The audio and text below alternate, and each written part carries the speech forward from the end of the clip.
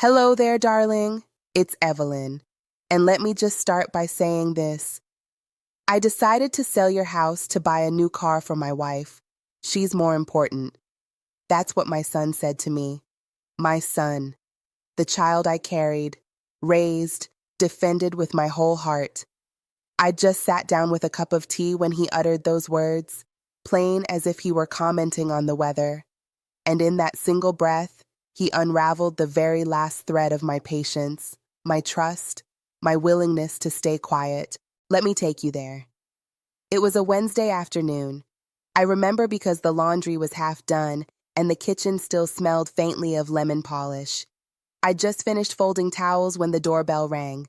I opened it to find my son, Ethan, standing there with that eager, performative grin he always wore when he needed something.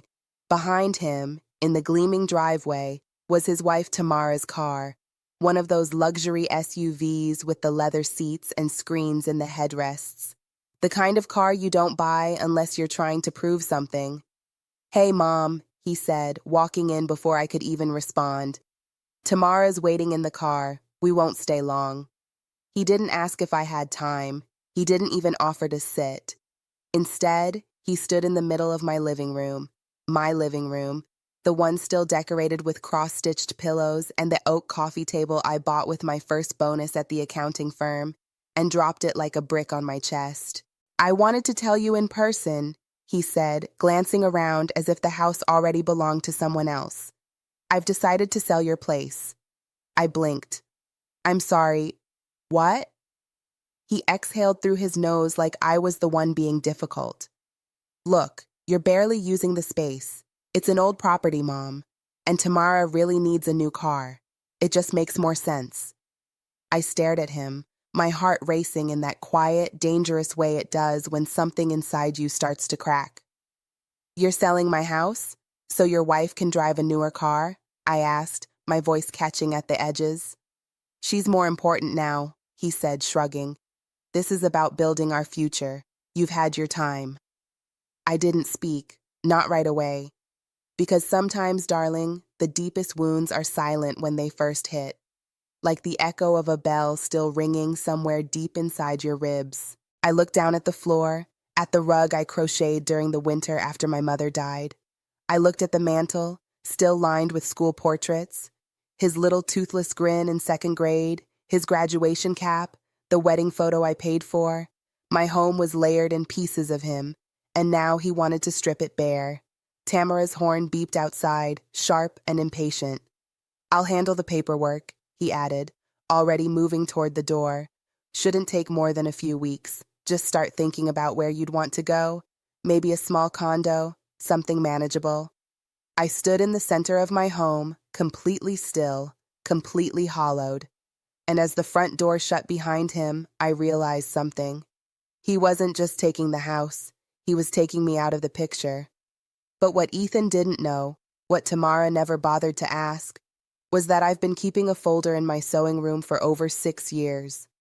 A folder thick with receipts, agreements, and one little document I never spoke of. Because I may be quiet, but I've never been a fool. And this story, darling, is not going to end the way he thinks.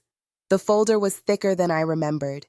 It sat in the bottom drawer of my sewing cabinet, right beneath the tin of old buttons and a half-knitted scarf I never finished. I pulled it out with both hands, feeling the weight of it, the weight of everything I had never said, never challenged, never claimed. 6 years of silent documentation. I sat down at the dining table, the folder between us like a long-buried truth finally exhumed. My tea had gone cold, untouched. The only sound in the room was the creak of the chair as I leaned forward and began to flip through the papers. Loan agreement, May 2019. Ethan and Tamara Holbrook request $18,000 for home renovations.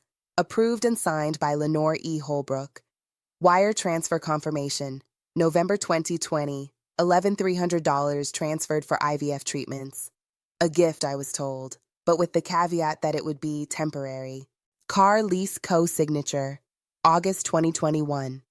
Signature in blue ink, mine. I hadn't forgotten, but seeing it all laid out like this was something else entirely. Ethan and Tamara had built their life on my back, my retirement, my savings, my willingness to sacrifice without complaint, and I had given it. Willingly, yes, but not without hope that someday they'd see me as more than just a bank with a warm casserole and a spare room. The house, though, the house was a different matter. This house wasn't a gift. It was mine. George and I bought it the year after Ethan was born. 3 bedrooms, a modest garden, a sloped roof that leaked if you didn't maintain the gutters. We raised him here. We buried our dog under the oak tree. We had fights in that kitchen, made up in that living room. This house was my life. But there was something Ethan didn't know, something Tamara never even bothered to ask. When George passed, I'd quietly moved the deed into a living trust. I'd paid the lawyer in cash, no paper trail they'd ever find easily. I made sure that if anything ever happened, God forbid, I wouldn't lose the only roof that ever truly felt like home.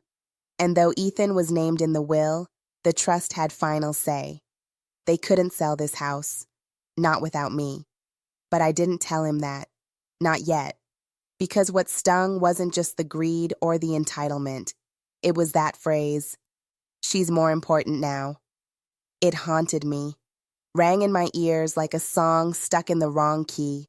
I had carried him through colic and chickenpox, sat by his hospital bed when he broke his leg at 14, pulled double shifts to pay for his tuition because George had been laid off. And now I was a placeholder, an obstacle. What had I done to teach him that? I flipped further into the folder, and there it was. The life insurance policy I'd taken out after George died. A modest sum, just enough to keep me safe in case of emergency. But I'd named Ethan the beneficiary. Back then, I thought it would help him feel secure, responsible. Now it felt like I'd signed a blank check to someone who no longer saw me as anything more than a financial contingency. I reached for a pen and began drafting a list. Call my attorney, revise beneficiary, freeze co-signed accounts, pull bank records, last 5 years, cancel power of attorney, write letter, for Ethan. That last one sat heavier than the rest, because despite everything, I still loved him. I loved the little boy who used to bring me dandelions and say they were gold. I loved the teenager who tried to cook me breakfast on Mother's Day and nearly set the kitchen on fire. I loved the man who held my hand at George's funeral when I thought I wouldn't be able to stand. But I didn't recognize the man who stood in my living room yesterday. The man who told me I didn't matter. The phone rang that night. Tamara. Her voice was syrupy at first, laced with that artificial warmth women like her wear like perfume. "Lenore, hi. Just wanted to touch base about the house. We were thinking, if we fast-track the sale, we could get the car before the dealership promotion ends this month. It really is a fantastic time to upgrade." She said it like she was doing me a favor. I let her finish. And then I said, very softly, "Tamara, I hope you've kept copies of every dollar I gave you, because we're going to go through all of it, together." There was a pause, a dangerous silence. "What do you mean?" "I mean," I said, still calm, "that your financial history is about to become extremely relevant, especially if you and Ethan attempt to file anything regarding my assets." But Ethan said you were on board. He said, I hung up, the way George taught me to, short and clean. I sat back in my chair and closed the folder. Outside, the wind rustled through the trees like it was whispering secrets. I felt old. I felt tired. But I didn't feel powerless. They had underestimated me, and I wasn't about to let them forget who I was. The letter came 2 days later. Thick cream envelope. Heavy, expensive paper. I recognized the embossed header even before I opened it. Ainsworth and Del Rey, LLP. Tamara's firm. I sat at the kitchen table and slit the envelope open with the same dull butter knife I'd used to slice George's birthday cake the year he turned 70. Inside, notice of intent to sell real property. Under power of attorney, Ethan Holbrook, power of attorney. The words blurred for a moment as my breath caught. That document, I'd signed it years ago after George passed, when Ethan convinced me it was just a precaution. In case anything ever happens, Mom. It just makes it easier if I need to help you with bills or hospital forms. I had signed it without reading it fully, without questioning, because he was my son, because I still believed he'd always have my best interests at heart. And now he was using it to try and sell the roof over my head. I felt a strange buzzing in my ears, a slow building pressure that didn't quite burst, but shifted something in me. I stood, walked to the sewing room, and pulled out the second folder I'd hidden behind the bolts of fabric and the old Singer machine. This one was labeled simply Contingencies. It held copies of every document I'd quietly amended over the past 3 years. Yes, Ethan had power of attorney, but I had filed a secondary revocation, sealed and dated, with my attorney, Helen Krantz, last year, after Tamara tried to get me to sign over a portion of my savings to help with a business opportunity, a silent red flag that never stopped waving. I had revoked it quietly, legally, and fully. They just didn't know yet. I pulled out my phone and called Helen. Her voice, as crisp and competent as ever, answered on the second ring. "Lenore," she said, "I was wondering when I'd hear from you." "I just received a letter," I said. There was a pause. "From Tamara's firm?" "Yes." "I assume you're ready?" I took a breath. "I'm past ready. Let's burn it all down." That evening, Ethan called. Not Tamara, Ethan. His voice was casual, too casual. "Hey, Mom, just checking in. Did you get the letter from Tam's office? Nothing urgent, just the early steps." I said nothing. "We found a buyer already," he continued. "Young couple. They love the layout, and you'll get your cut, obviously. After closing costs and the down payment on the new car, there's still enough for you to get that little condo we saw near the lake." "You used my power of attorney to initiate the sale," I said quietly. A pause. "Well, yes, technically, but only to start the process. It's just easier that way. You're always so busy, and this way, it's been revoked." Silence. "What?" "I revoked it. Over a year ago. Filed through my attorney. It's notarized and stamped, legally binding." A beat. Then another. And then, "You're kidding." "I'm not." "You..." His voice faltered, then hardened. "You're seriously going to make this harder than it needs to be?" "No, Ethan. You already did that when you decided I didn't matter anymore." He tried to laugh. It sounded like a cough. "This is ridiculous. Tamara's going to be furious." "I imagine she will," I said, and then added, "You might want to start looking into renting again." He snapped. I heard it in the way his breath hissed between his teeth. "You're being selfish." There it was. I'd been waiting for that word, that favorite word of theirs.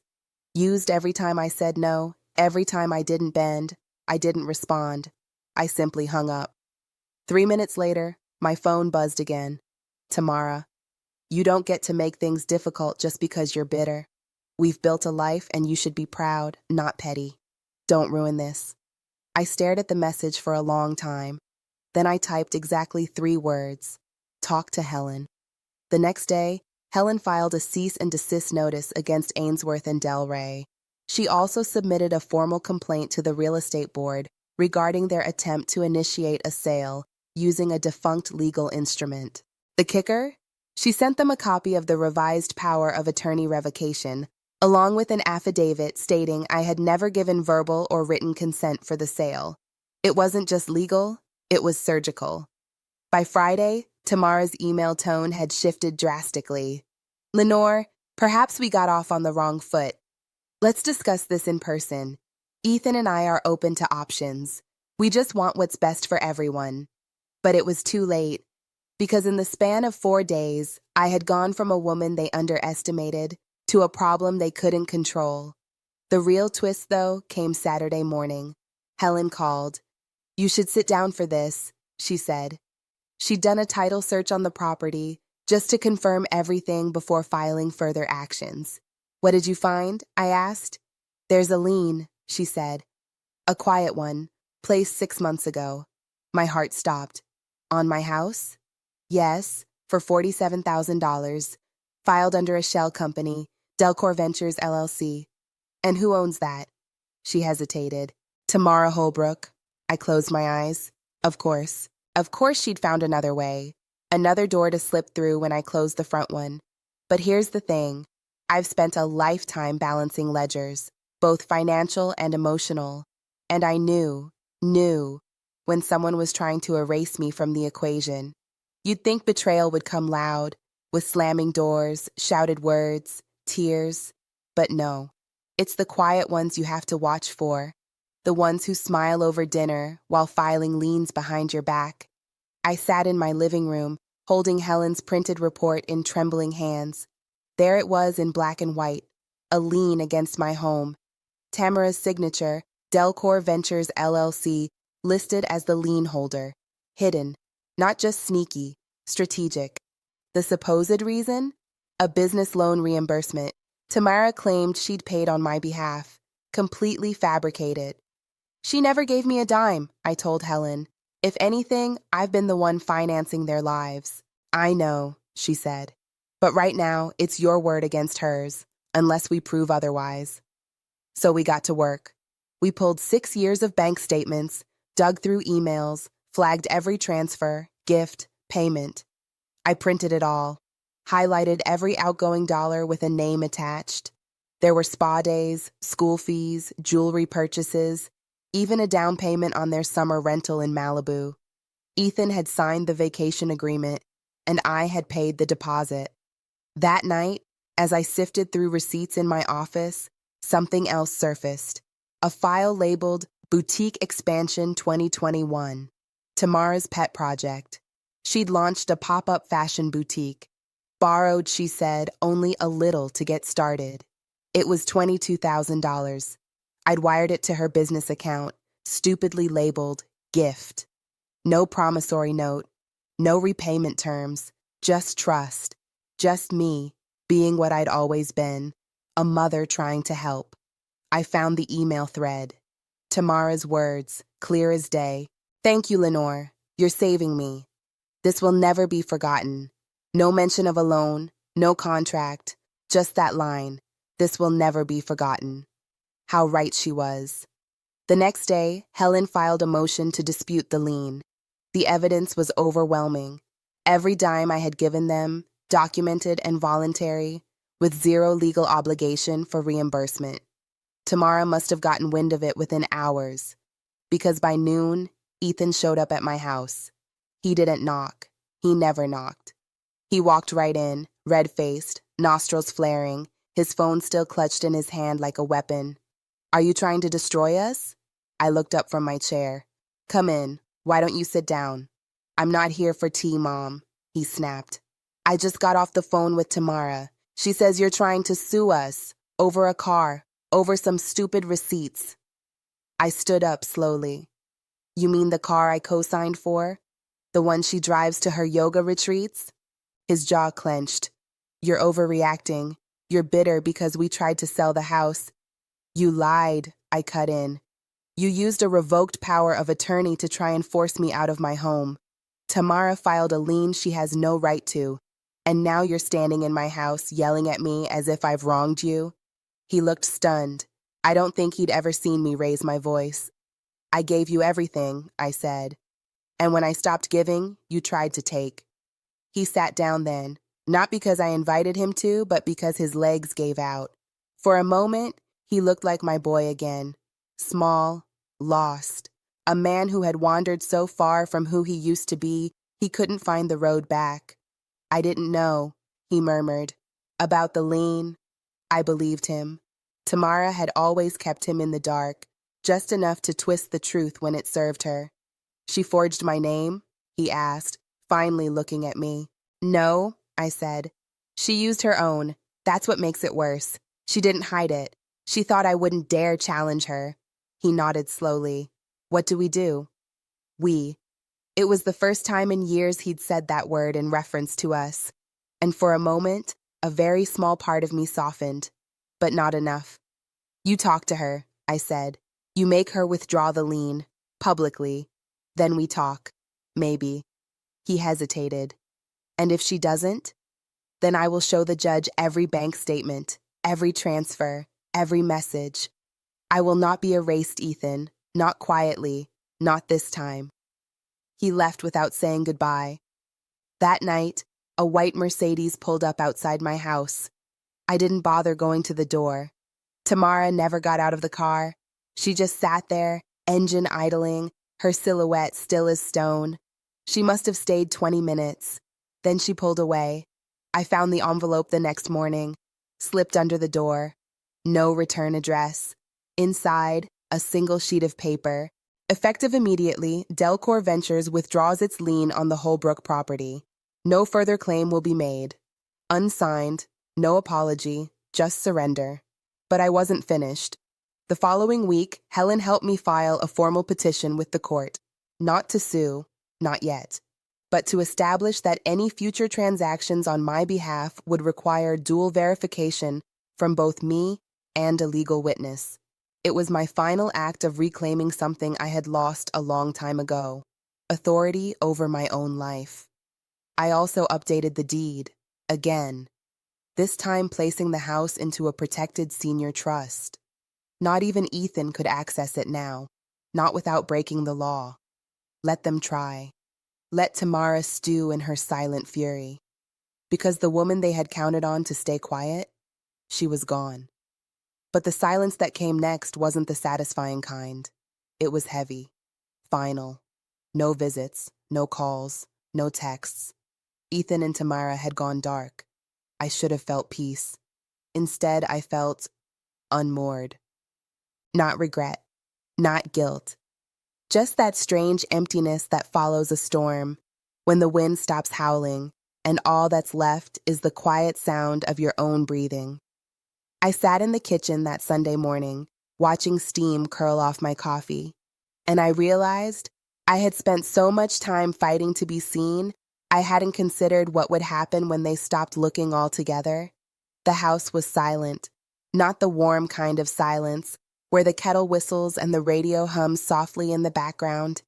This was a colder quiet, the kind that follows exile. The kind you feel in your chest when you realize no one is coming for Sunday lunch anymore, not even out of politeness.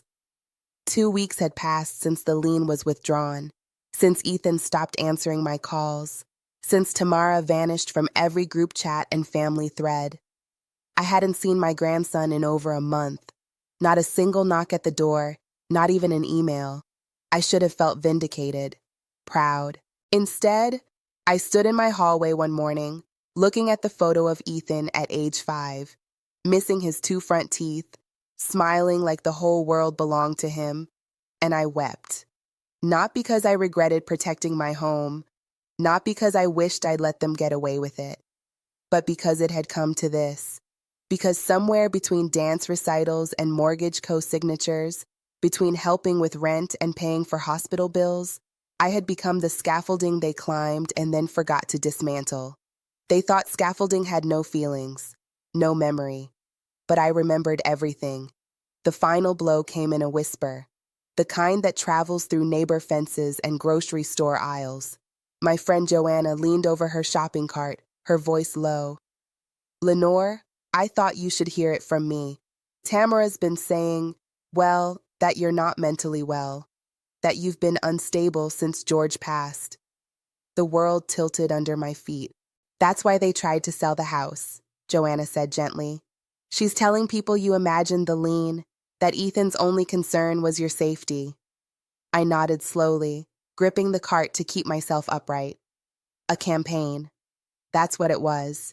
If they couldn't take my house by law, they'd try to steal my reputation instead. I drove home in a fog, parked the car, walked to my garden and sat on the old iron bench George built. Let them talk, I thought. But as the sun dipped lower behind the hedges, a different voice echoed in my mind. My own, from decades ago, on a different kind of bench, whispering to a younger woman who'd just been let go from a job she'd given everything to. If you don't speak for yourself, no one will. And just like that, the grief dissolved. Not because it didn't matter, but because it no longer controlled me. I spent the next 3 days writing, not letters, not revenge, but records.